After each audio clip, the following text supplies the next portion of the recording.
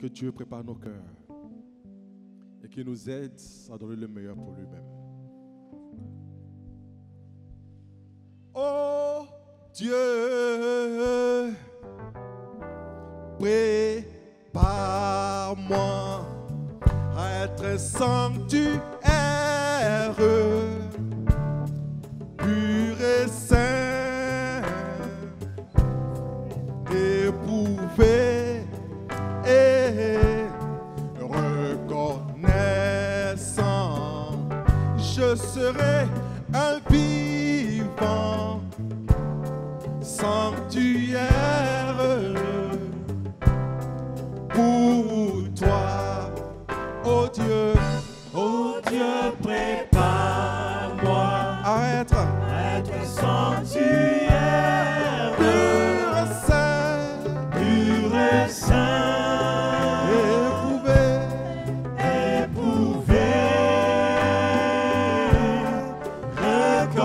reconnaissant. je serai toujours Je serai vivant, sanctuaire, pour toi. c'est toi, oh Dieu, qui donne un sauveur, Qui donne un sauveur, cœur et âme, à tout homme.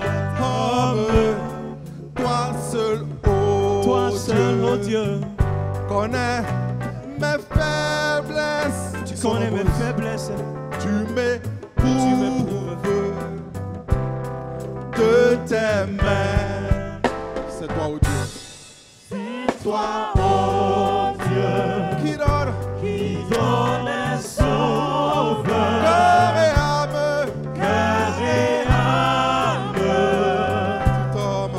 à tout homme. Toi seul, Oh Dieu, connais, connais mes faiblesses, tu m'éprouves de tes mains. que celui qui pense qu'il n'a pas de faiblesse, la Bible dit, il est simplement stupide. Nous sommes tous des pécheurs. Il faut seulement être conscient de ce que tu dois changer et travailler dans ton cœur. Et ne le fais pas seul, s'il te plaît, mon frère, ma soeur. Demande de l'aide à l'Éternel, qui est capable de transformer, de changer réellement ton cœur. Conduis-moi à travers les tentations, recréer mon être intérieur, remplis mon âme de ton Saint-Esprit et lave tous mes péchés. Conduis-moi à travers travers les tentations, recréer mon être intérieur. Et s'il te plaît, remplis-moi remplis mon âme de ton Saint-Esprit.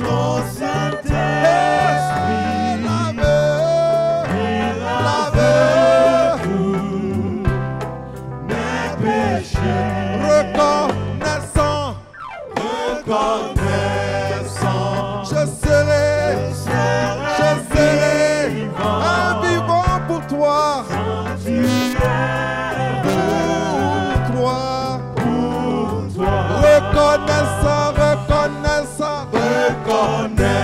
reconnaissant, je serai un vivant sanctuaire pour toi. Qu'à Dieu soit la gloire. Alléluia. Parce que nous ne sommes rien. Mon amour pour Jésus est un amour sans fin. Mon amour pour Jésus, Dieu en est témoin. Et mon amour pour Jésus Rien ne peut altérer cet amour. Oh, loue le Seigneur. Si tu le peux, tu peux bouger, bouger, bouger, bouger. Hey! Ah! Oh, loue le Seigneur. Bolingo nangana Yesu ge bolingo ya sukate o. Bolingo nangana Yesu e bolingo ya sukate o.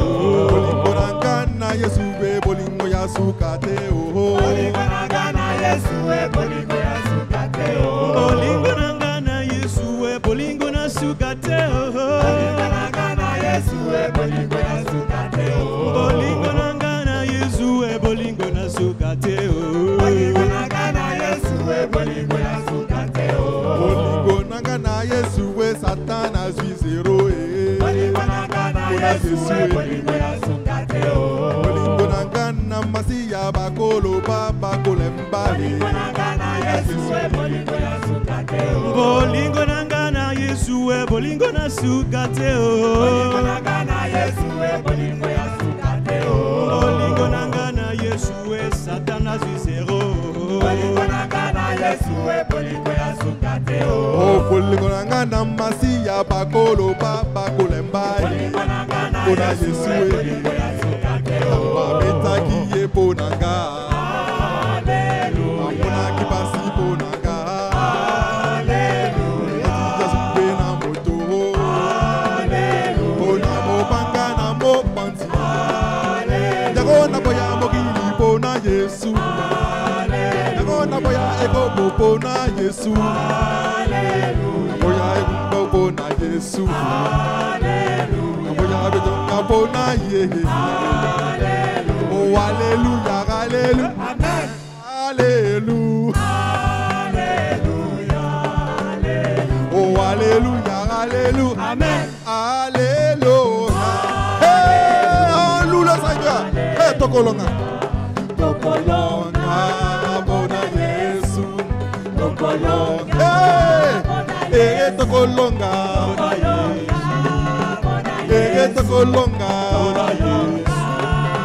Hey, tokolonga. Ayolele. Ayolele. Hey, alléluia. Oh, alléluia. Hey. On loue le Seigneur. Hey. On danse, on danse, on danse, on bouge, on bouge, on bouge, on bouge, on bouge, on bouge, on bouge. Hey.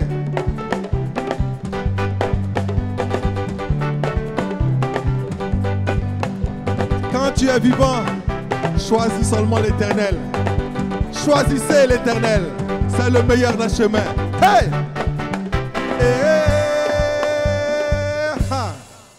Geye mama buena babanza sola e sola zilara oh sola e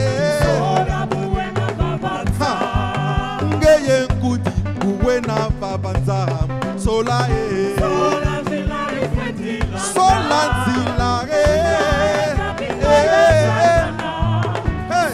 chauffe ça mon frère. Mama buena vavanza sola e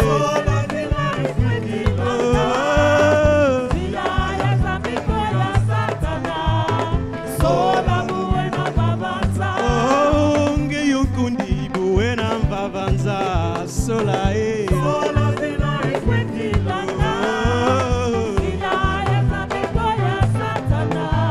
Hey.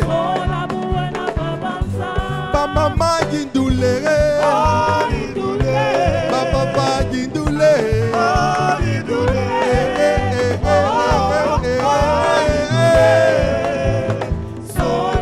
chauffe ça mon frère.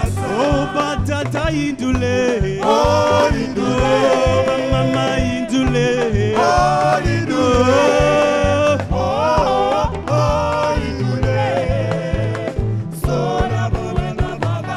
oh batata indule oh mama indule oh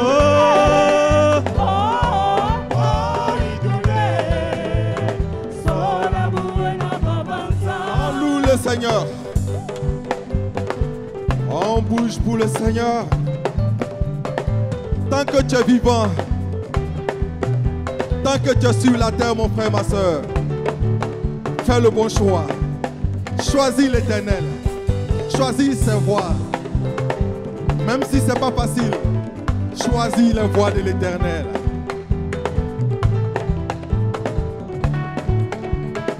Oh, batata indoulé. Oh, indoulé. Oh, mama indoulé. Oh, indoulé. Oh, indoulé. Sola mwena babata. Oh, mama indoulé. Oh, indoulé. Oh, batata indoulé. Oh, indoulé. Oh, indoulé. Sola. Est-ce qu'il y a la joie ce matin? La joie du Seigneur a débordé. Elle a débordé. La joie du Seigneur a débordé. Elle a débordé. La joie du Seigneur a débordé. Elle a débordé. C'est que la joie du Seigneur a débordé.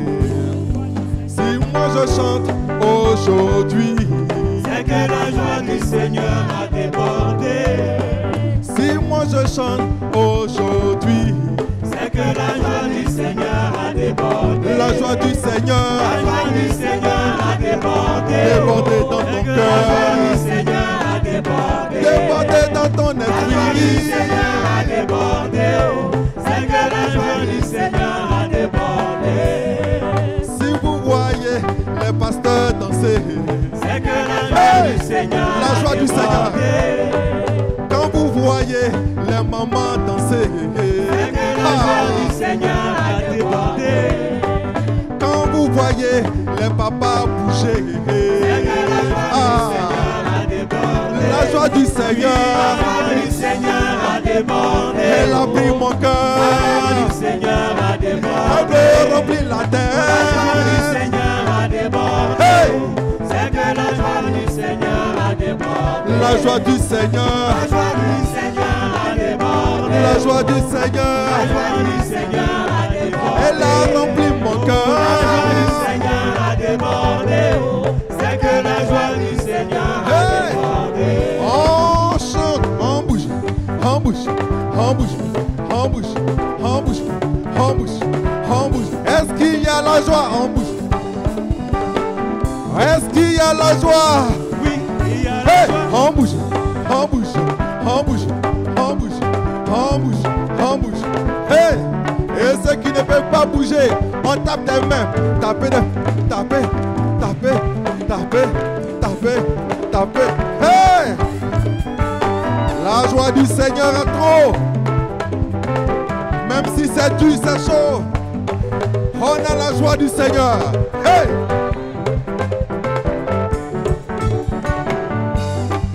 Dans la souffrance, rien ne m'affaiblit. C'est que la joie du Seigneur a débordé. Qu'il pleuve, qu'il neige, je ne change pas. C'est que la joie du Seigneur a débordé. Quelles que soient les difficultés, je suis joyeux. C'est que la joie du Seigneur a débordé. La joie du Seigneur, La joie du Seigneur a débordé. elle a débordé. La joie du Seigneur a Elle a débordé. rempli mon La cœur. joie du Seigneur a débordé. C'est que la joie du Seigneur a débordé. La joie du Seigneur, La joie du Seigneur a débordé. elle a rempli nos La vies. joie du Seigneur a débordé. Elle a guéri tout mon La joie du Seigneur corps. a débordé. C'est que la joie du Seigneur a débordé. Acclamons puissamment ce Dieu qui fait déborder notre joie et asseyons-nous, s'il vous plaît.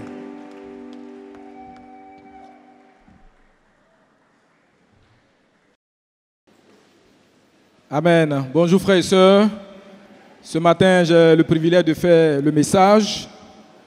À cause du temps, nous allons aller rapidement parce que juste après le culte, nous avons une présentation pour la brigade médicale. Amen. Et donc après le message, le frère qui passera simplement pour prier pour le repas du Seigneur et pour les offrandes. Mais pour continuer, baissons la tête et prions. Seigneur, nous te bénissons, nous te rendons toute la gloire. Tu es le Dieu qui nous éclaire, qui illumine nos pensées et surtout nos cœurs, afin que, Père, dans notre attitude de tous les jours, nous puissions te plaire.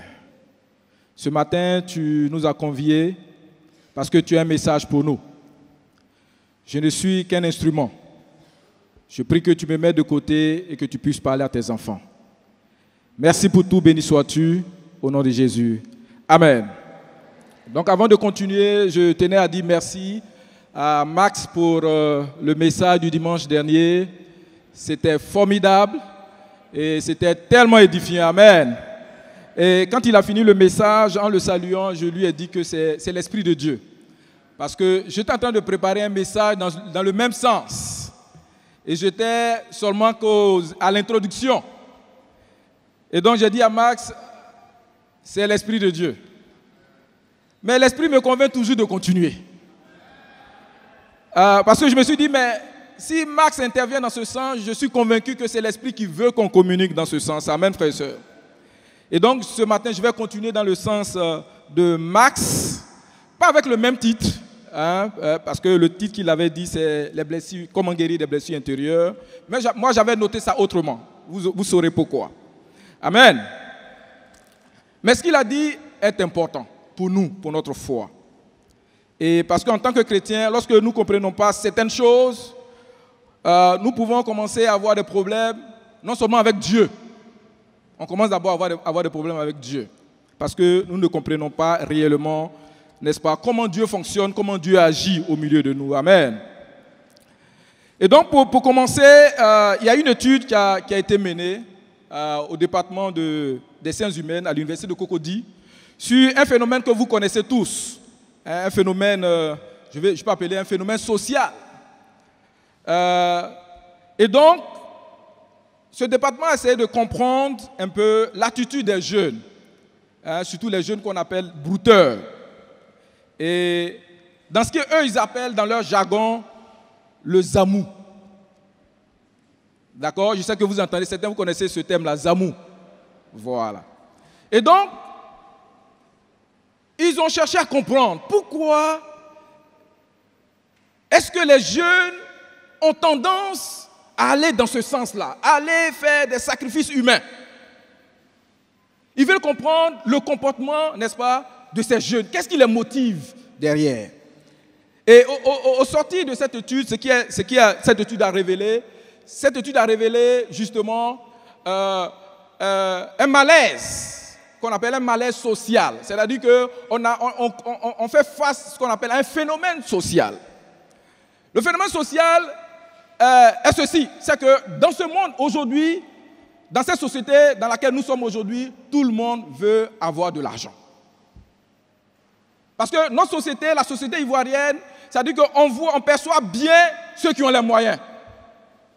Et cela se voit même dans nos familles. Quand on a un peu de moyens, n'est-ce pas, on est considéré. Même si tu es le plus petit, tu es considéré. Donc, les gens commencent à dire, mais en fait, quand tu as l'argent, on te considère. Donc, mais pourquoi ne pas aller à la conquête de l'argent? Et donc, ce phénomène-là, c'est un phénomène social. On voit ça partout, même dans le milieu religieux. On court vers ces choses. Mais j'en viens. Je ne parle pas d'abord du milieu religieux. Je vais continuer dans l'étude du département des sciences humaines. Donc, ce qui est ressorti, on a posé la question à ces jeunes-là, pourquoi?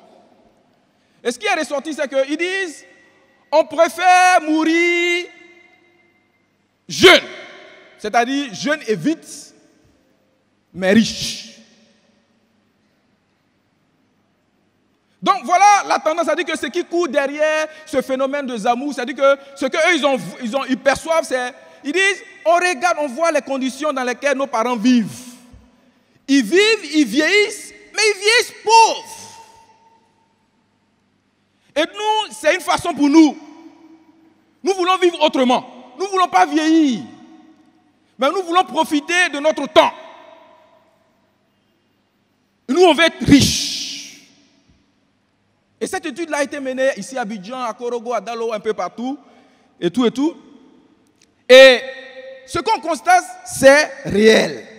nous avons connu ici les enlèvements d'enfants et tout ça, les sacrifices humains, nous avons vu tout ça. Amen. Et ce phénomène Zamou-là, qu'est-ce que ce phénomène Zamou communique? Ce phénomène communique, voit la lumière du monde et fait partie des riches. Voit la lumière du monde.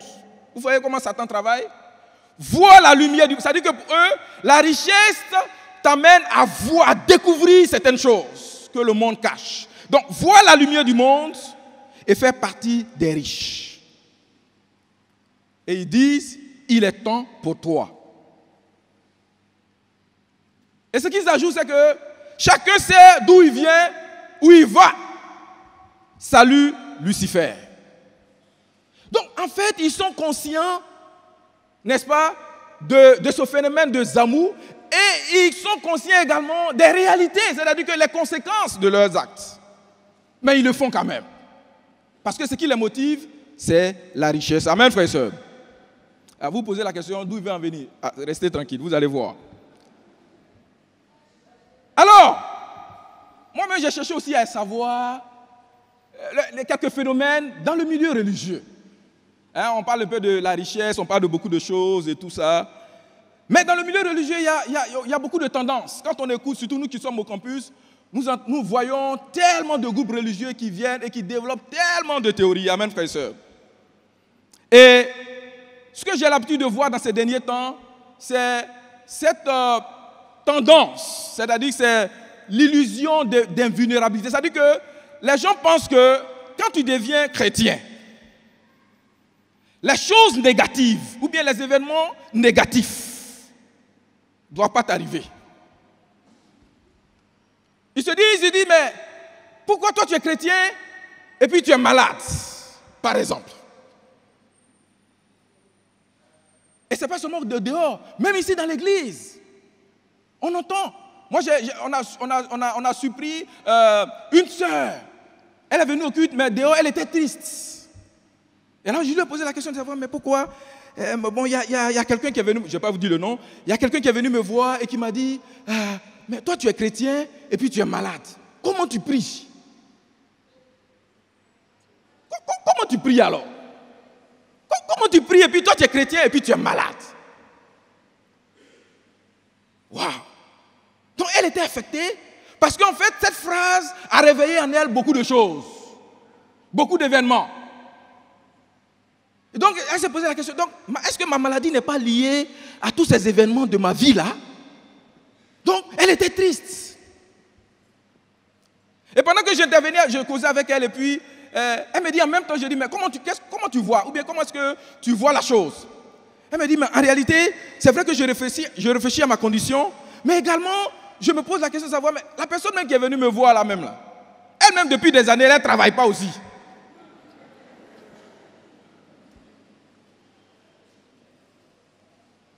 J'ai dit, mais voilà, tu as trouvé la solution.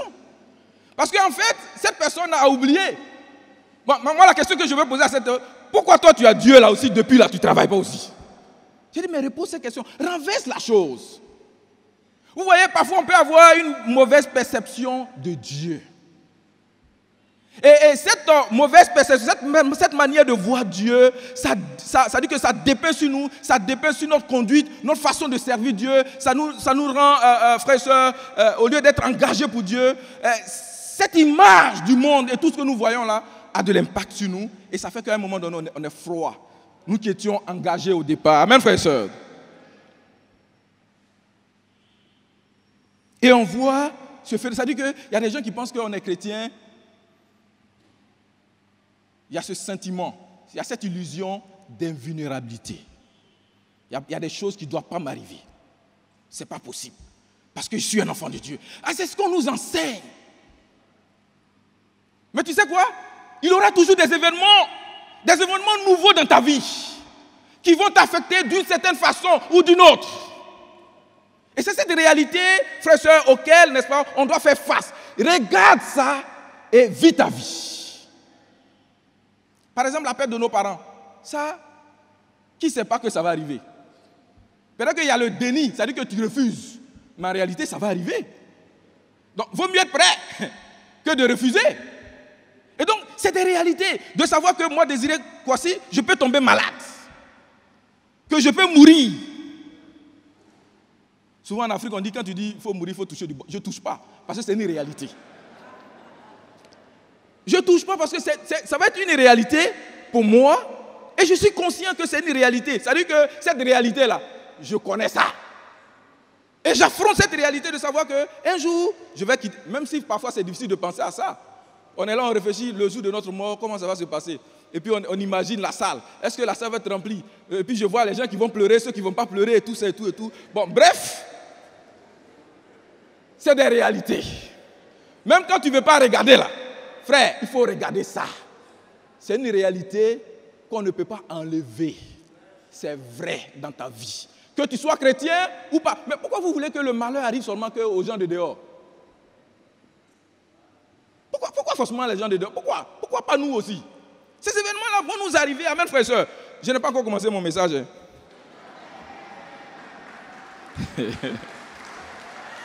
C'est une continuité de ce que Max a dit. Ça voulait tellement sur mon cœur que je voulais tellement intervenir. Amen. Et donc c'est une réalité. C'est cette réalité-là. Ça va arriver. Et donc le Dieu que nous servons là, si tu ne perçois pas que ce Dieu-là, à un moment donné de ta vie là, il y a des choses qui vont t'arriver, tu vas penser que Dieu il est comme ça. C'est-à-dire que ton Dieu là, tu le sais seulement dans la tête. Tu ne vas pas vivre les réalités de Dieu. Et je vais vous montrer pourquoi. La réalité de Dieu, c'est-à-dire qu'à un moment donné, quand tu conçois Dieu, il faut que tu vives les réalités. Autrement dit, notre conception de Dieu va rester seulement que dans notre tête. Mais quand je vis certaines réalités, je peux comprendre. Si j'ai connu la douleur, je peux comprendre la douleur de X. Mais souvent on dit dans d'autres communautés, on dit arrêtez de souffrir. Dans ce monde-là, où on est là, avec ce système économique que nous voyons, la souffrance va s'arrêter où? On va connaître ça. La souffrance doit faire partie, n'est-ce pas, doit faire partie de ta vie. Mais tout dépend de la gestion de cette souffrance. Ça dépend de comment tu gères ça. Souvent, on est là, on juge les hommes politiques. On dit, mais ils ont l'argent, mais qu'est-ce qu'ils ont à courir derrière le pouvoir? Toi-même, il fallait t'asseoir là-bas, puis on va te voir. Parce que toi, ta conception de la richesse, là, c'est une conception différente. Toi, pour toi, tu dis, le jour, je vais avoir 1 milliard, ça me suffira. Mais eux, là, ça ne suffit pas, hein? Il y a un de nos encadreurs qui disait, il voulait faire la politique à un moment donné, et il a refusé. Mais maintenant qu'il a commencé à devenir vieux, il veut s'intéresser à la politique. Et puis on lui a posé la question, monsieur, mais pourquoi? Il dit, je commence à devenir vieux et il y a beaucoup de maladies qui se déclarent. Donc si je m'appuie uniquement que sur mon salaire, je ne pourrais pas faire face. Donc en allant là, ils m'ont proposé, j'ai refusé, mais maintenant je vais partir parce que je suis à quelque part de la retraite. Comme ça, quand je vais faire la politique là, l'argent de la politique là va prendre soin de moi. Il dit, beaucoup de gens que vous voyez dans la politique là qui ne veulent jamais laisser là, souvent ils ont des problèmes de maladie. S'ils sortent de là, ils ne sauront pas comment soigner ça. Donc, ils sont dans les moyens de l'État, ils en profitent et tout, et parfois, toi, tu es là, tu juges. Pourquoi il est dedans, il ne veut pas en sortir? Il dit, ce sont des éternels malades. Ils sont dedans, ils savent pourquoi. La preuve, quand ils sortent de là, 2 mois après, ils sont partis. Le constat est clair. Vous voyez, il y a des réalités auxquelles, frères et sœurs, nous devons faire face. Amen, frères et sœurs.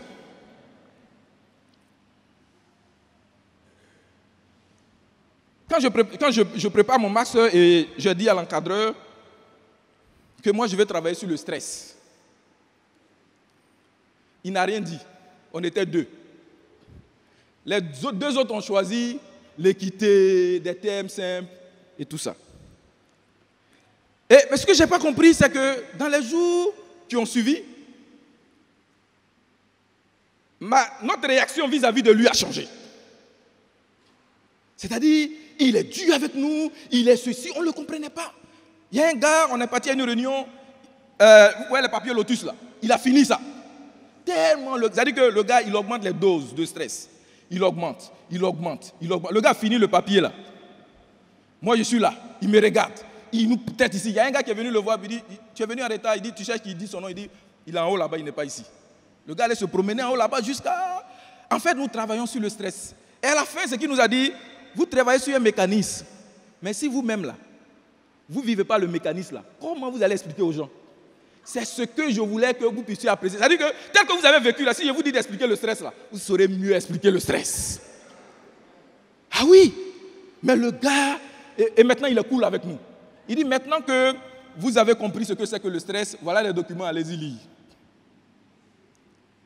Souvent c'est comme ça avec Dieu. Si tu n'expérimentes pas le rejet, si tu n'expérimentes pas la douleur, si tu n'expérimentes pas la souffrance, comment tu vas aller consoler quelqu'un qui est dans la souffrance? Amen, frères et sœurs. Par la suite, vous allez comprendre, vous allez voir pourquoi je dis ça. Si tu n'expérimentes pas certaines choses, tu ne vas pas comprendre. Et aujourd'hui, moi, je comprends mieux les choses. Quand j'ai perdu ma maman, là, maintenant, là, quand on dit quelqu'un a perdu quelqu'un, là, on ne m'appelle pas pour dire va visiter, ou bien va voir, ou bien appelle. Parce que tout de suite, je commence à penser aux choses que j'ai pensées à la maison, seul, et tout, et tout. Donc parfois, j'appelle, est-ce que ça va? Certains peuvent expérimenter. J'appelais tout le temps. Ou bien je rendais des visites, tout ça et tout, pour savoir comment ça va. Parce qu'en fait, je pense que dans ma tête, je pense que ce que je développais là, peut-être que c'est les mêmes choses qu'eux, ils développent.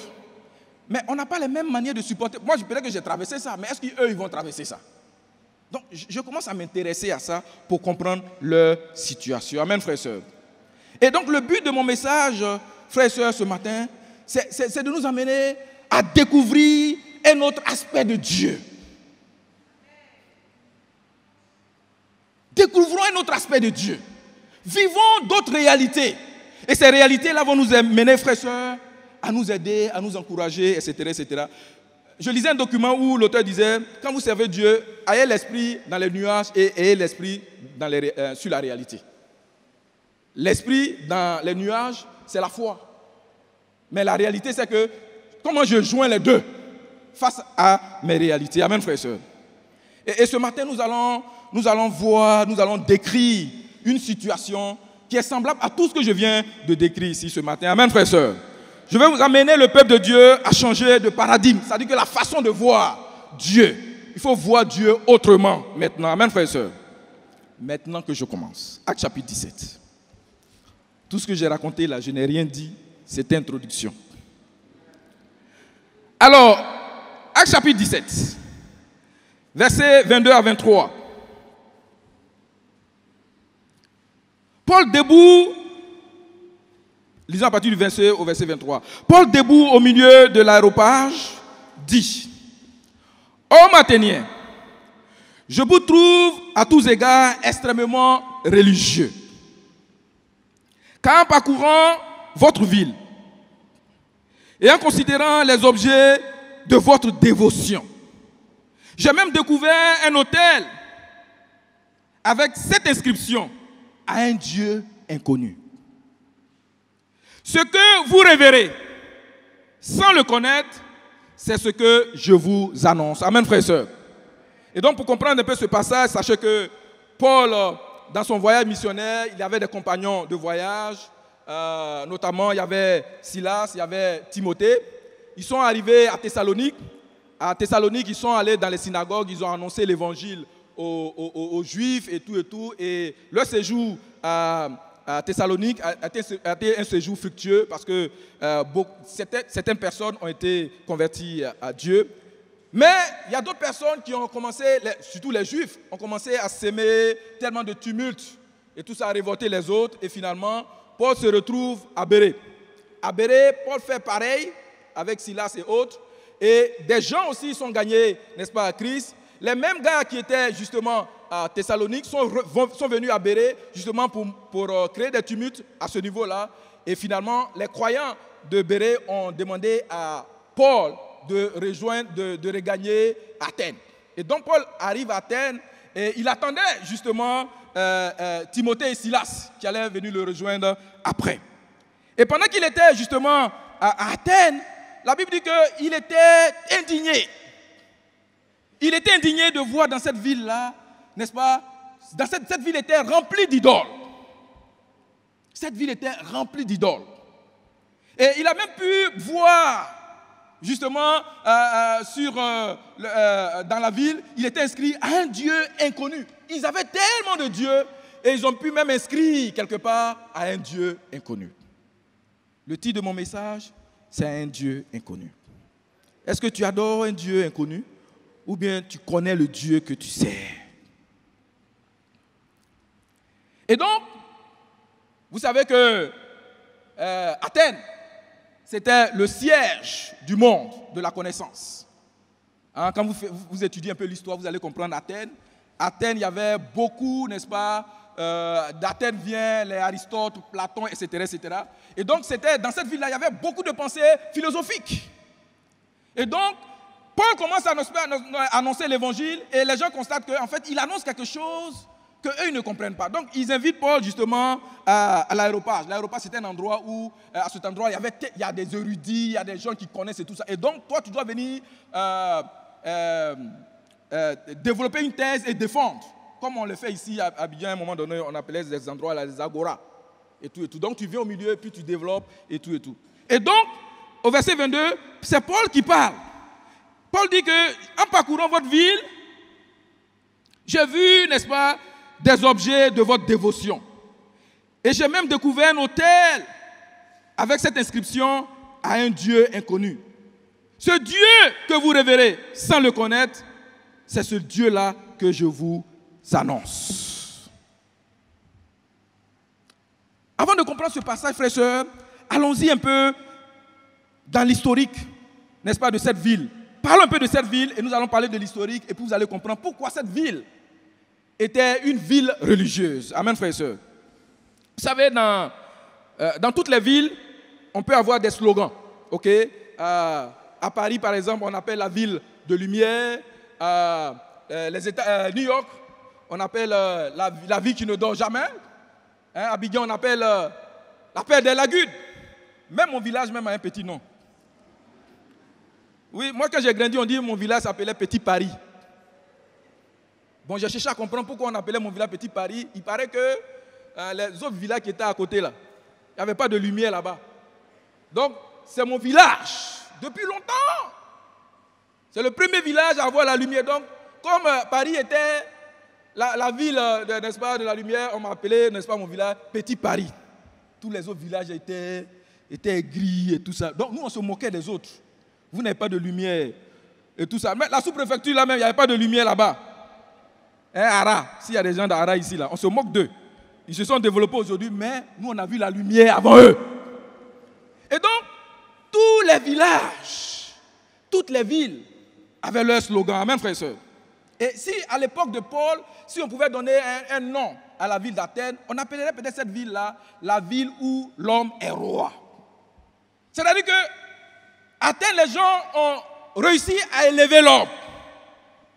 Ils ont élevé l'homme au-dessus de beaucoup de choses. Parce que dans cette ville-là, c'était le siège de toutes les connaissances, du savoir. C'était le centre du monde de la littérature.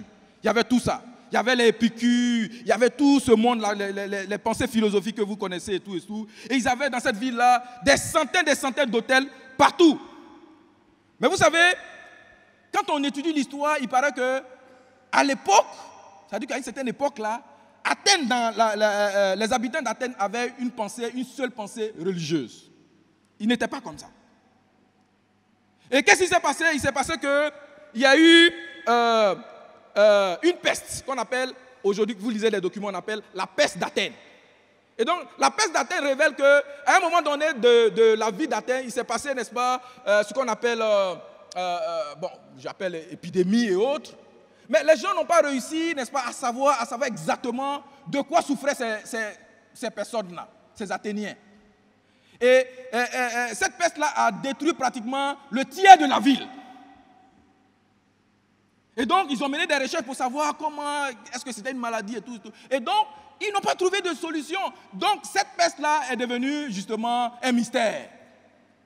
Vous savez, là où il y a un mystère, les gens commencent à faire quoi? Les gens commencent à pécher. C'est-à-dire que les gens commencent à dire, ah, on adorait quelque chose, maintenant qu'il y a eu tel malheur, donc ça veut dire que le Dieu que nous adorons là, il y a un problème dedans. Vous voyez? Vous voyez pas chaque fois qu'il y a une petite crise, il y a des gens qui commencent à aller quelque part, et tout et tout. Parce qu'en fait, ils commencent à se poser des questions par rapport à leurs croyances. j'étais là et puis maintenant, Dieu n'a pas pu me sauver et puis telle chose est arrivée dans ma vie. La crise que nous avons connue là, ça a éloigné beaucoup.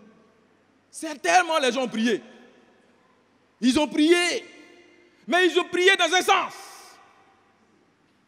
Dieu allume ici, met feu ici. Les autres aussi, peut-être qu'ils priaient là-bas, allume ici. Donc Dieu, il fait quoi? Il allume qui? Il laisse qui? Et donc Dieu allume un côté, et puis de l'autre côté, les gens sont frustrés. Comment nous on peut prier? Comment on peut gêner? On peut gêner pour telle situation. Et puis toi, Dieu, tu nous déçois. Dieu t'a déçu comment? Tu as eu une mauvaise perception de Dieu. Tu as eu une mauvaise, c'est-à-dire que tu orientes la situation par rapport à ce que tu sens. Tu penses que Dieu va agir parce que tes sentiments montrent que Dieu, là, il va agir dans ce sens-là. Et Dieu n'agit pas. On a entendu, il y a beaucoup de chrétiens, ils ont téléchargé les prophéties de, je ne vais pas citer le nom, ils avaient ça sur leur portable. Je suis allé voir un disciple, à l'époque on a fait, j'étais à Bassam, viens écouter, voilà les événements qui vont suivre, voilà comment ça va se passer, tant. Bon, les jours sont passés, finalement, on n'a pas vu ça. Le gars là, il est frustré. Tu es frustré, mais ce n'est pas Dieu qui a créé ça, c'est toi-même. Parce que tu as prié dans un sens et ce n'est pas arrivé. Voilà pourquoi Dieu, Jésus, quand il va à Gethsémane, il dit, comme tu veux. Ça dit que dans la situation là, comme toi tu veux là, ce que tu veux là, il faut que ça arrive. Mais quand tu ne perçois pas ta vie avec Dieu, ta relation avec Dieu, dans ce sens-là, Dieu, ce que tu veux, parce que je sais que ce que je veux là, forcément là, ce n'est pas forcément vrai. Je peux avoir des sentiments pour dire ce que je pense. Voilà pourquoi il ne faut pas rester dans les sensations, les sentiments. Je sens. Toi, tu sens moi aussi, je sens pour moi aussi. Donc, on va rester dans les sentiments. Non, je sens que... ils sont là. Je sens qu'il y a l'esprit dans la salle. Je sens l'esprit à gauche, à droite. Et puis les gens tremblent. Tu sens, moi je sens. Donc, si on veut rester dans nos sentiments, ça va être difficile. Amen, frère et soeur. Dieu n'est pas dans les sentiments. C'est dans la tête, ça se passe. Dieu veut que tu puisses le comprendre par ta pensée, mais que ça arrive dans ton cœur. Mais quand Dieu reste dans nos pensées, on n'est plus en train de révérer Dieu. Finalement, on se révère parce que la pensée, c'est ta pensée qui est là. Ta pensée, ce n'est pas ma pensée. Hein. Ce que tu penses là, ce n'est pas ce que je pense. Donc si chacun doit venir pour dire, voilà ce que je sens. Voilà ce que l'esprit j'ai senti. L'autre dit, voilà ce que l'esprit m'a senti. Bon, l'esprit sent. On sent ici, on sent ici. Finalement, il y a des gens qui sont partis, ils étaient ici, là, ils sont partis. Là-bas, là même, dans sentiment, là, ils ont commencé à se chasser entre eux. Parce que toi, tu commences à dire des choses et ça ne se réalise pas. C'est en train de diviser l'église, encore. Vous voyez, là, quand on reste dans les sentiments, là où nos sentiments peuvent nous conduire, amen, frères et sœurs. Et à Athènes, l'homme était élevé. La philosophie, c'est la pensée. C'est ce qu'on pense. Et donc, ils ont développé tellement de choses avec leur pensée. Mais ils ont compris qu'en fait, ils ont développé beaucoup de choses avec leur pensée, mais la conception de Dieu qu'eux ils percevaient là, n'est pas arrivée dans leur cœur. Et voilà pourquoi Paul dit ici, ce Dieu que vous annoncez, ce Dieu inconnu là, c'est ce Dieu là que je vous annonce maintenant. Et donc Paul maintenant, dans sa conception des choses, va montrer comment Dieu est, comment il réfléchit, quand vous allez lire la suite, comment Dieu se comporte, etc., etc. Mais beaucoup d'entre nous, frères et sœurs, on ne lit plus ces choses. Parce qu'on pense que ce sont des acquis et on cherche autre chose. S'il vous plaît, ne rentrons pas dans les sentiments. Parce que dans ce que je suis en train de dire là, même vous qui êtes ici là, il y a des gens qui sont contents. Et puis il y a des gens qui ne sont pas contents. Vous savez ça, non? Moi, je suis conscient. Jésus, même quand il prêchait là, il y a des gens qui étaient contents. Et puis il y a des gens qui n'étaient pas contents. Donc l'homme est comme ça. La Bible dit que même à Athènes, à Bérée, là, quand Paul a prêché, là, il y a des gens qui étaient d'accord, il y a des gens qui n'étaient pas d'accord. Amen, frères et sœurs. Mais il faut toucher, n'est-ce pas, ce que... Allons-y directement à la Bible et Vivons exactement ce que la Bible a dit et laissez nos émotions ailleurs. Vivons les réalités de la Bible. Amen, frères et sœurs. Et donc, ce qui s'est passé, c'est que après cette épidémie-là, après cette peste-là, ce qui s'est passé, c'est que les gens, n'est-ce pas, ont commencé, n'est-ce pas, à avoir une idée de leur Dieu. Chacun créait sa réalité de Dieu. Et ça se voyait avec les dessins, les autels qu'ils élevaient un peu partout. Amen, frères et sœurs. Donc, ils élevaient un Dieu qu'eux, ils ne connaissaient pas. Et ma question ce matin, est-ce que nous connaissons le Dieu que nous adorons? Est-ce que tu sais comment ton Dieu agit dans ta vie? Est-ce que, forcément, quand il y a le malheur, Dieu n'est pas là? Il y a des gens qui pensent comme ça. Hein? Les gens, ceux qui développent l'illusion d'invulnérabilité, c'est-à-dire que quand il y a le malheur, Dieu n'est pas là. Voilà pourquoi la femme de Lot, quand il y a eu le malheur, elle a dit « Maudit Dieu et meurt ». La femme de Job, maudit Dieu et meurt. Parce que pour elle, là où il y a la souffrance, il y a des difficultés, Dieu n'est plus là. C'est faux. C'est une mauvaise conception de Dieu. Et donc, Paul va mener les Athéniens à avoir une connaissance réelle de Dieu. C'est-à-dire de vos pensées là. Il faut que ce Dieu-là descende dans vos cœurs. Et ce que Paul montre aux Athéniens à cause du temps, je vais prendre 2 points seulement dans tout ce qu'il a développé. Ce Dieu que vous ne connaissez pas, c'est un Dieu qui ressent. Amen, frères et sœurs. Donc, premier point, c'est un Dieu qui ressent. Ce Dieu-là n'est pas loin de tes réalités. Le Dieu que nous adorons n'est pas loin des réalités que tu vis. Il est proche. Amen, frères et sœurs. Pourquoi? Parce que ce Dieu-là s'est révélé en Jésus. Et quand Jésus est venu sur la terre, Jésus a vécu pratiquement tout ce que toi, tu devais vivre sur la terre. Maintenant, tu vas me dire, qu'est-ce que Jésus a vécu que toi, tu vis maintenant qui est une façon de vie qui est différente de ce que Jésus a vécu. Jésus a été tenté. Tu es tenté aujourd'hui, n'est-ce pas? Jésus a été rejeté. Si tu connais le rejet aujourd'hui. Jésus a vécu dans la solitude. Si aujourd'hui tu vis la solitude. Jésus a ressenti la douleur. Et cette douleur-là, Luc décrit cette douleur-là. Et c'est maintenant que les scientifiques ont commencé à comprendre cette douleur. C'est-à-dire que ce niveau de stress qui arrive, n'est-ce pas, à un point assez élevé. Parce que l'homme, tu peux augmenter le stress jusqu'à un certain moment, mais l'intensité, si ça dure là, il craque. Donc si Jésus, n'est-ce pas, a stressé jusqu'à ce niveau-là, vous pouvez comprendre le niveau, n'est-ce pas, de douleur de Jésus. Alors ma question ce matin, qu'est-ce que tu vis que Jésus n'a pas vécu? Il a ressenti toute forme de tentation. Il a connu la faim. Quand il jeûnait là, il y avait Satan venu pour lui dire hey, je sais que fais ça. Jésus était le Fils de Dieu, mais il n'a pas confronté Dieu sur certaines choses. Amen, frères et sœurs. Ce Dieu que nous adorons, c'est un Dieu qui ressent. Il est venu vivre notre réalité. La douleur, le rejet, la solitude, ce que tu vis aujourd'hui, etc., etc. Ce que tu vis aujourd'hui et qui te pousse à vouloir abandonner. Parce que Jésus a vécu tout ça. Mais Jésus n'a pas abdiqué. Il a persévéré jusqu'à la croix. Et donc, quand nous sommes des petits Christ, ça veut dire quoi? Ça veut dire que dans notre relation avec Dieu, parce que souvent, en tant que chrétiens, ce que nous voulons imiter de Jésus, ce sont seulement les bonnes choses. Le modèle des choses que nous voulons avoir, Jésus a fait ceci, etc., etc. Et les douleurs, on ne veut pas vivre ça. Mais quand on dit vous êtes des petits Christ, ça veut dire que c'est des choses que nous devons expérimenter. Et nous devons persévérer dans ces choses-là. C'est à la suite de cette persévérance-là que nous allons connaître cette gloire en question. Amen, frères et sœurs. Et moi, ce qui me motive dans tout ça, frères et sœurs, je vais vous dire ce qui me motive. Parce que dans toute chose, il y a une motivation. Il y a des gens qui disent qu'ils font des choses sans motivation. Ce n'est pas vrai. Dans toute chose, il y a une motivation. Voilà pourquoi quand Dieu donne la parole de Dieu, il met des promesses. Il met des choses. Il nous présente même les choses de la fin, ce qui va se passer. Et donc, Pendant qu'on vit dans la douleur, on fait quoi? On ne regarde pas la douleur d'aujourd'hui.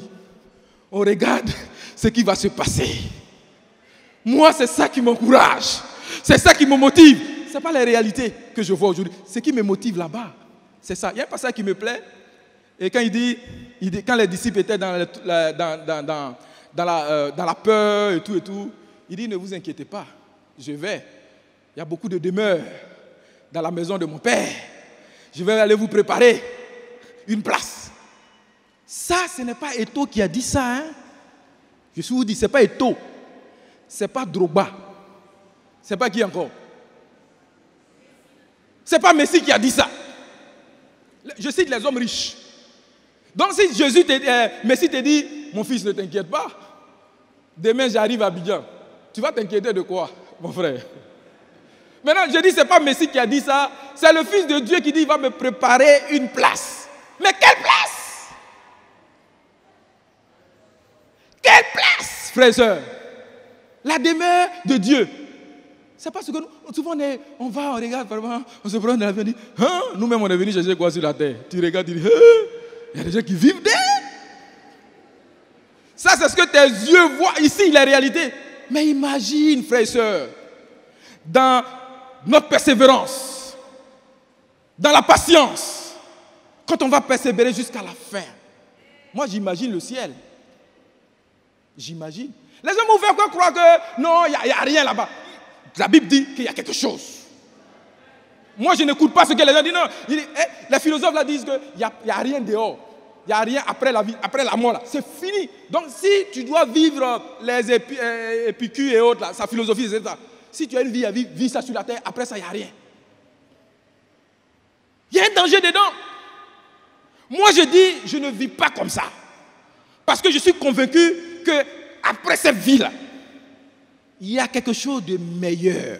Même dans cette vie-là encore, là, il y a des choses, des bonnes choses que Dieu m'apprend. J'apprends, je n'abdique pas, j'avance. Je vais tirer les leçons de mes erreurs, je vais avancer, etc., etc. Je ne vais pas accuser les autres, je ne vais pas dire que c'est les autres qui sont responsables de ma vie, de tout ça, les choses qui n'avancent pas. Non, c'est les sorciers. Non, je ne regarde pas tout ça, frères et sœurs. On voit le danger partout. Mais il y a le danger dans ta maison. Dans ta propre maison, il y a danger.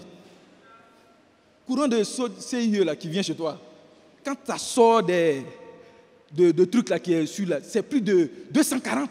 Mais ça, quand ça rentre chez toi, là, c'est ça que ça diminue. Mais chaque jour, quand tu rentres dans ta maison, là, est-ce que tu penses que tu vas mourir? Tu penses à quoi? Tu penses à ton lit, non? Tu penses à la télévision, non? C'est ça qui est ton confort, non? Est-ce que tu regardes l'électricité va me tuer? Les chauffeurs de bagarre, là, nous on prend la route de choses, de Yopougon. Eux, leur conception, d'abord, ils ont beaucoup de bagues. Il y a accident dedans, il y a alerte dedans et tout ça et tout. Donc, à cause de tout ça, eux, ils disent qu'ils ont une certaine assurance. Que quand il va y avoir accident là, ils seront avertis. Donc, quand tu pars pour dire chauffeur, route doucement, il dit, la vieille mère, reste tranquille. Ce que tu penses là, ça ne va jamais arriver. Parce que pour lui, avant l'accident, la bague, ça va serrer son doigt. C'est son assurance qui est là. Mais toi, l'assurance que tu as le Saint-Esprit en toi. Tu vas dormir. Et puis tu vas regarder dans ta maison. Et puis tu vas avoir peur.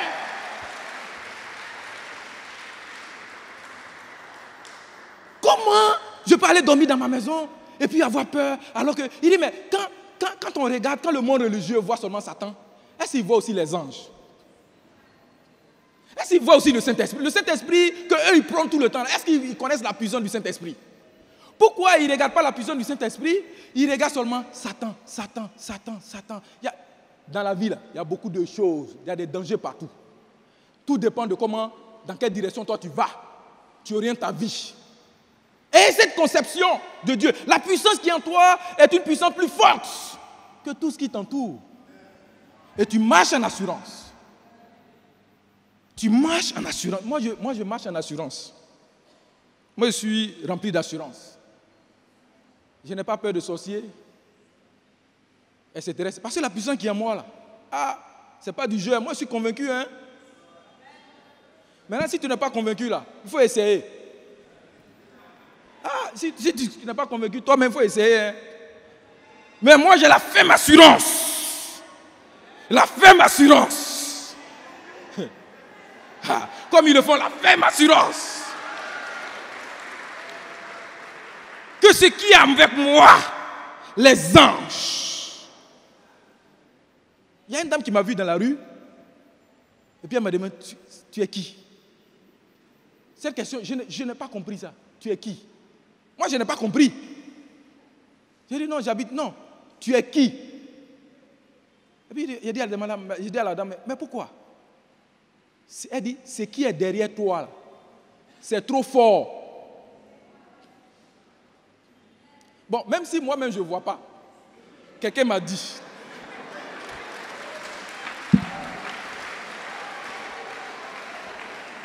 Moi, je ne vois pas, hein. Mais le fait de me dire, là, frère et soeur, vous ne pouvez pas comprendre dans quelle assurance ça me met. Et ça fait que cette parole, je ne veux pas l'abandonner. Peu importe les situations de la vie. Amen, frère et soeur.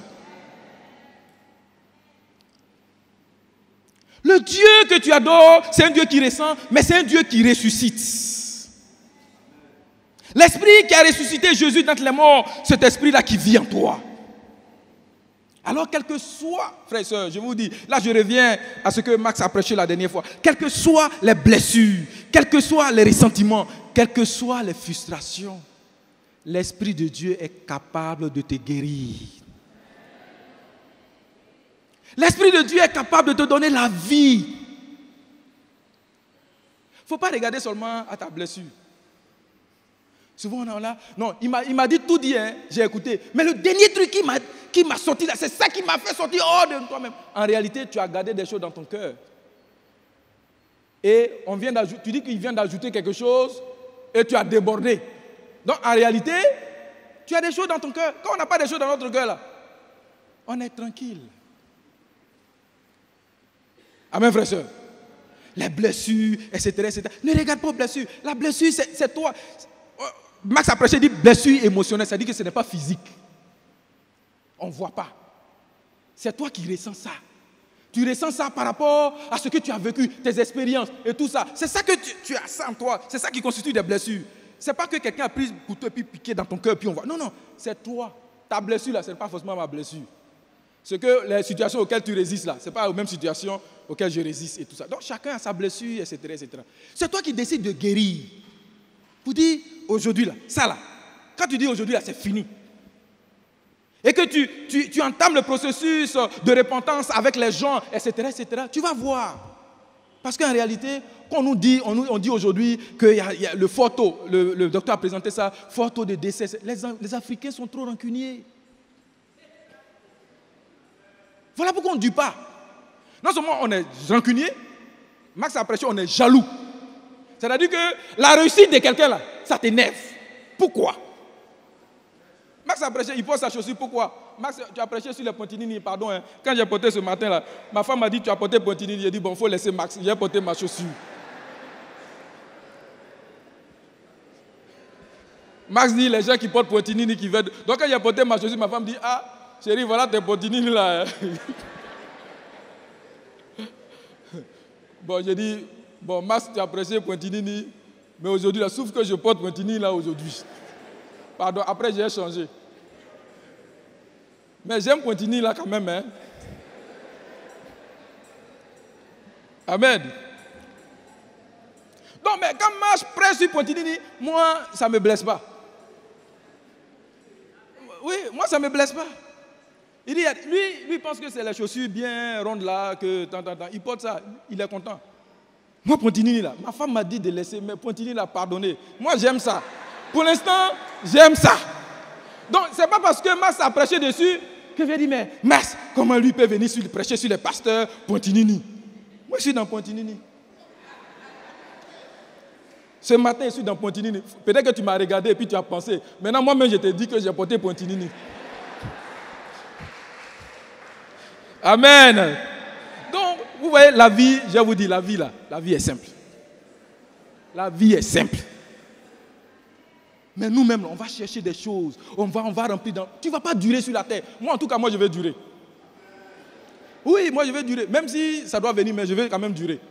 Donc, il y a des trucs. Non, on m'a fait ça. Je vais garder. Lui m'a fait ça. Je vais garder tout ça. Frustration, là. Moi, on m'a frustré. Oh. Mais moi aussi, là. J'ai frustré aussi beaucoup. Voilà pourquoi, quand je lis la prière de Jésus, souvent, quand quelqu'un me fait mal, et puis quand je regarde à ça, moi-même, ça me rabaisse. Vous dites, mais toi-même, là, si tu ne peux pas pardonner à lui, là, mais pour toi, tu viens te mettre à genoux, là, tu me demandes pardon, pourquoi? Quand je comprends ça, je dis, mais lui m'a fait ça. Est-ce que je ne pense pas qu'il est venu, c'est-à-dire que c'est consciemment qu'il a voulu me blesser. Peut-être qu'il a dit quelque chose, toi, tu as des blessures, là, il a réveillé ça seulement, c'est tout. Sinon, ce n'est pas, moi, je pense que ce n'est pas conscient. Et c'est toi qui décides. Amen, frère et soeur. Nos blessures intérieures. Amen, frère et soeur. Jésus a ressenti l'injustice. Et tout ça, j'ai déjà fini tout ça. Hein. D'accord? Donc, le Dieu qu'on sait, que le Dieu que les Athéniens, n'est-ce pas, ne connaissent pas, c'est un Dieu qui ressuscite. Quelles que soient les blessures. Amen, frère et soeur. Même après les blessures, tu peux retrouver la beauté de la vie. Décider de voir, de connaître, n'est-ce pas, la paix. Amen, frère et soeur. Les histoires de peur et tout ça, laissons ça à côté. Tu peux passer d'une vie religieuse à une vie de relation personnelle avec Dieu. Amen, frère et soeur. Amen, frère et soeur. Ne perçois pas Dieu ne perçois pas mal Dieu dans les situations que tu vis. Dieu a transformé la vie des gens. Dieu est capable de changer ta vie. Amen, frère et soeur. Les gens ordinaires qui ont laissé leur cœur, on a vu les pierres, des gens ordinaires qui avaient leur péché, ils avaient leur truc, ils ont régné le Seigneur. Il y avait le Thomas, le sceptique. Il a suivi le Seigneur a fait tout. Dans sa résurrection, là, lui, il avait un problème avec ça. Il dit, s'il ne voit pas. Voilà des gens qui ont eu de l'impact. Ils ont ouvert leur cœur, ils ont changé. Voilà Marie-Madeleine, qui avait une vie déchirée. Je peux dire ça comme ça pour ne pas employer d'autres mots. Et tout ça, qui avait une vie déchirée. Mais ces personnes, à travers leur engagement avec Dieu, ils ont vu Dieu de la bonne manière. Leur vie a changé. Amen, frères et sœurs. Les Athéniens étaient loin de Dieu. Dieu, c'était dans leur pensée, dans leur conception des choses. Dieu, il n'avait aucun point de référence. Je suivais un truc de tennis il y a longtemps, hein, et c'était Michael Chang, pour ceux qui aiment le tournoi de tennis, Roland Garros. Et il a gagné, je pense en 1989, pour ceux qui suivent les trucs. Et pendant qu'il parlait, parce que c'est un Américain, il parlait en français, en anglais, et puis le journaliste traduisait ce qu'il disait. Il a dit qu'il remerciait la famille et tout ça et tout et tout. Et puis à la fin, il a dit, je remercie le Seigneur Jésus. Le traducteur a dit, il remercie Luigi, un de ses amis. Comment on peut employer Jésus et puis toi tu dis Luigi? En fait, ça montre clairement que ce gars-là, Jésus-là, il n'a jamais entendu ça. Et donc, dans l'interprétation, il remercie Luigi. Peut-être que Luigi, c'est un de ses amis proches. Les gens ont commencé à rire. Ils ont commencé à dire aux journalistes, non, ce n'est pas Luigi, c'est Jésus. Donc, lui a posé la question, Jésus là-même, c'est qui? Voilà. Voilà le problème. Autour de nous, il y a des gens qui parlent beaucoup. Quand on évangélise là, ils parlent beaucoup de Jésus. Mais Jésus est là, seulement dans leur pensée, pas dans le cœur. C'est notre travail de faire en sorte que ce Jésus, la conception de Dieu qu'ils ont dans leur esprit, arrive dans leur cœur. Amen, frères et sœurs. Et quand on lit le verset, on va finir rapidement, verset 24 à 25, on va aller lire ça à la maison à cause du temps, ou bien lisons. Le Dieu qui a fait le monde et tout ce qui s'y trouve, étant le Seigneur du ciel et de la terre, n'habite point dans les temples faits de mains d'homme. Verset 25. Il n'est point servi par les mains humaines, comme s'il avait besoin de quoi que ce soit. Lui qui donne à tous la vie, la respiration et toutes choses. Amen, frères et sœurs. Ce Dieu-là ne vit pas. Et il dit, il ne vit pas dans des temples, n'est-ce pas, faits de mains d'homme. Mais ma question aujourd'hui, c'est quelle est notre conception de notre maison de prière? Quand on arrive ici. Ah non, non, faut pas faire ces choses ici. Faut pas faire ici. Il y a Dieu ici. Frères et sœurs, Dieu n'habite pas ici. Je suis désolé. Dieu il n'habite pas ici, il habite dans nos cœurs par son esprit. Mais il y a des gens toujours, c'est-à-dire que pour que la prière passe, il faut qu'ils quittent leur maison pour venir prier ici. Là, ils sentent la présence de Dieu. Dieu dit, il n'habite pas dans une maison. Bien sûr, nous, on a conçu tout ça pour se réunir et tout ça, c'est une bonne chose. Mais Dieu n'habite pas ici. C'est pas toi qui cèdes. Non, c'est-à-dire que souvent, on se croit tellement suffisant de savoir que si moi, je ne suis pas là, eux, ils vont voir. Tu te trompes. Il ne faut pas penser que tu es tellement important ou bien tellement... Non, non, ça c'est une conception de Dieu. Hein. Le jour où tu te lèves pour défier Dieu, Dieu va te montrer que toi-même là, il y en a 100 dans Abidjan là, que lui va appeler. Amen, frères et sœurs. Donc on est là pour servir Dieu. C'est ça. Tu ne peux pas peser Dieu. Souvent on fait des choses, non, si je fais ça, je pense que ça va toucher... Bon, souvent je me pose la question, qu'est-ce que je vais faire de si extraordinaire qui va toucher le cœur de Dieu? Non, peut-être que ça te palue toi. Mais ça ne peut pas peser le cœur de Dieu. Amen, frères et sœurs. Amen. Tu ne peux pas changer le cœur de Dieu. C'est lui qui te change. Dans les situations, c'est toi qui changes. Dieu n'a jamais changé. Dieu n'a jamais changé. Peu importe les situations de ta vie, Dieu n'a pas changé. Mais toi, ta perception des choses peut changer. Tu ne peux pas aussi impressionner Dieu. Je suis désolé. C'est Dieu qui t'impressionne. C'est-à-dire, si tu arrives ici tous les matins dans le but d'impressionner Dieu, tu passes à côté. Mais tu viens ce matin ici pour que Dieu t'impressionne. Amen, frères et sœurs. Tu viens ici pour que Dieu t'impressionne. Amen, frères et sœurs. Tu ne viens pas ici parce que tu es juste. C'est lui qui te justifie. Amen, frères et sœurs. Tu ne viens pas parce que souvent on est là, on lutte à la maison, vraiment, et tout ça. Est-ce que... C'est Satan qui te met tout ça dans la tête. Confesse, et puis viens devant sa présence. Amen, frères et sœurs. Tu ne mérites pas son pardon. C'est lui qui offre son pardon. Amen, frères et sœurs. Amen. Tout ce que nous avons besoin de faire, c'est de nous repentir et de voir ce Dieu-là. Amen, frères et sœurs. Et ce matin, mon but, frères et sœurs, c'est de nous amener à découvrir ou bien à redécouvrir la vraie image de Dieu dans nos vies. Amen, frères et sœurs. Et ce matin, je prie que tu ne laisses pas les situations de la vie et tout ça déterminer la suite de ta vie. Non, refuse. Parce que Dieu a mis en toi, même dans cette situation, Dieu est là. Frères et sœurs, même quand tu n'es pas, les célibataires, même quand tu n'es pas marié, là, Dieu est là. Pour ceux qui ne travaillent pas, même dans cette souffrance, Dieu est là. Max a prêché dessus. Pour nous qui cherchons des enfants, même quand ça ne vient pas là, Dieu est là. Amen. Et ça ne doit pas nous mettre dans un état, c'est tout ça. J'ai entendu, mais comment eux, ils sont chrétiens et puis ils ne font pas d'enfants? Comment vous pouvez comprendre, vous pouvez dire des choses comme ça? Souvent, en fait, je dis qu'en fait, on est ignorant. On est ignorant. En réalité, il y a des gens qui vivent dans le péché. Hein? Ils vivent dans le péché, hein? Mais il y a un enfant là-bas. Même dans le péché, là, il y a un enfant. Même dans le viol, il y a un enfant. C'est mauvais même, il y a un enfant dedans. Comment toi tu comprends ça? Et les jeunes sœurs qui arrivent dans l'église, 3 ans, 4 ans, et tout ça, souvent, vous ne savez pas à quel point vous les frustrez.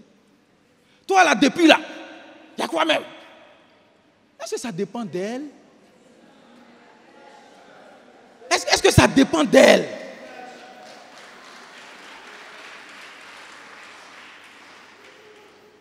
Ah, moi, si ça dépendait de moi, là, il y avait 2 petits désirés Kwasi et puis 2 petites filles. Ça fait 4. Moi, j'ai dit, quand au début de l'homme, il a dit à ma femme, bon, 2 c'est bon, hein, la vie est dure. Ma femme m'a dit, non, il faut 4. J'ai dit, bon, dans ce cas, jumeaux. Point. Oui. Amen. C'est ce que nous, on a préparé. Oh. C'est ce que nous, là, on a préparé.